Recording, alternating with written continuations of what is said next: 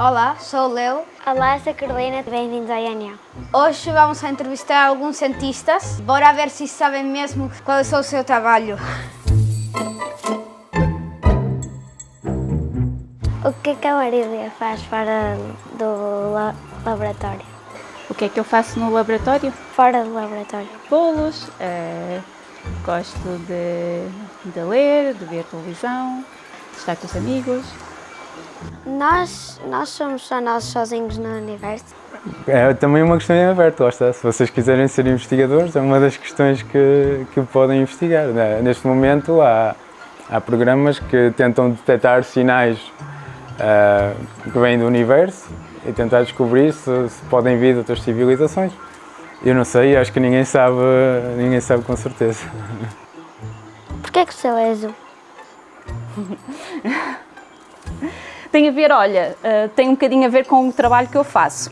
O trabalho que eu faço, eu trabalho em células solares, ou seja, trabalho nos dispositivos que absorvem a luz do Sol para tornar em energia, não é? Em esta luz, nós conseguimos a partir do Sol e destes dispositivos, são as células solares, obter eletricidade de uma maneira mais sustentável. Nós fazemos umas estruturas, estas estruturas são 200 vezes mais pequenas que a espessura do nosso fio de cabelo, 200 vezes, e então nós colocamos estas estruturas em materiais e o que é que elas fazem? Refletem a luz, ou seja, a luz bate e volta para trás. Eu incorporei aqueles cubinhos, aqueles pilares aqui, 200 vezes menor do que o tamanho do nosso cabelo, e como tu vês, eu obtenho várias cores através da manipulação da luz, através da reflexão da luz. O primeiro dia que entraste no INEL, estavas nervosa? Estava. Não tanto como hoje, mas estava. O senhor Ricardo põe gel no cabelo para ficar maluco, como os outros cientistas? Exatamente, porque um bom cientista tem que ser maluco. Não pode pensar, não pode ser uma pessoa muito normal, tem que ser maluco.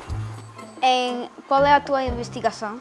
Eu trabalho no grupo de qualidade de água e estou envolvida em projetos em que nós detectamos contaminantes na água. Imagina tu que tens um lago e queres ir tomar banho, mas não sabes se a água está própria para tu beberes ou mesmo para tomar banho.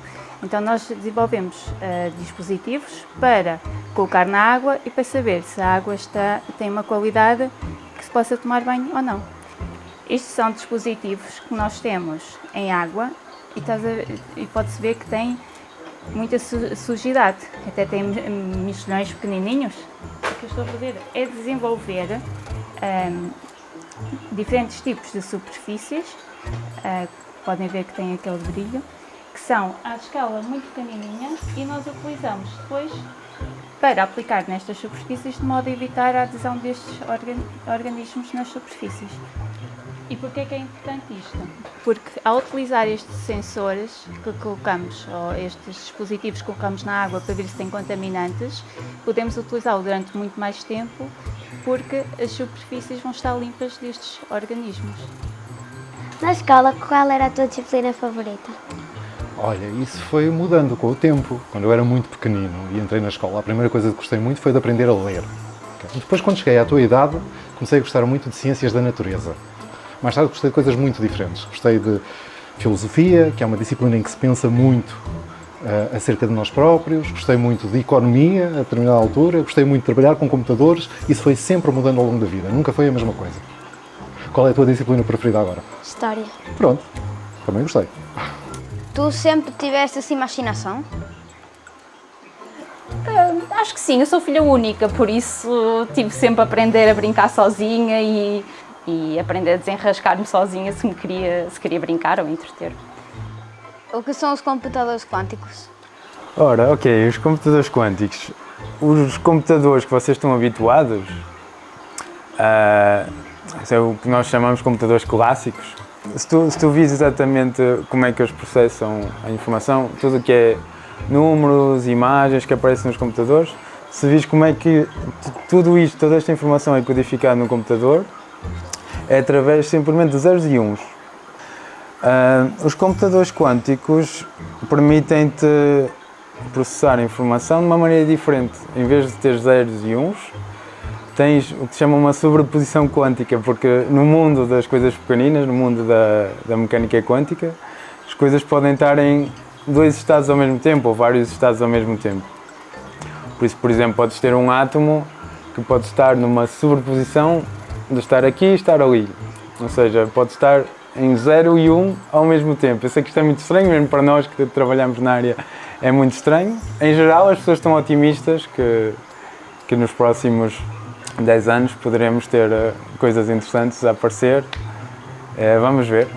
A ciência nunca é uma certeza absoluta, não é? Não vos posso dar uma resposta melhor do que esta, senão não seria cientista. Qual foi a tua disciplina preferida quando estavas na escola? Ui, acho que a resposta vai ser surpreendente. Eu gostei muito de História. O Sr. Léo põe gel no cabelo para ficar eu? maluco. Não, eu acho que isso é um processo automático. Começas a investigar, deixas crescer o cabelo e depois automaticamente tens o ar de cientista maluco. O que é aquilo naquela caixa?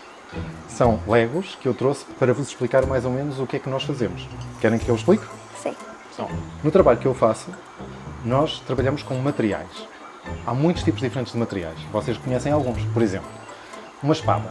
Com que materiais é que se pode fazer uma espada? Metal. Metal, por exemplo. E sabes dizer um tipo de metal? Ferro. Ferro, por exemplo. Outros tipos de metais. Aço, latão, alumínio. Isto se calhar são nomes de materiais que vocês já ouviram falar. Há muitos materiais diferentes. E esses materiais têm propriedades diferentes.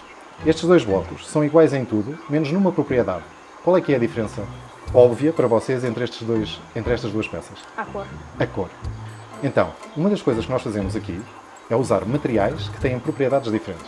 Segunda coisa, encolhemos esses materiais de forma a eles ficarem muito finos, muito finos, muito finos.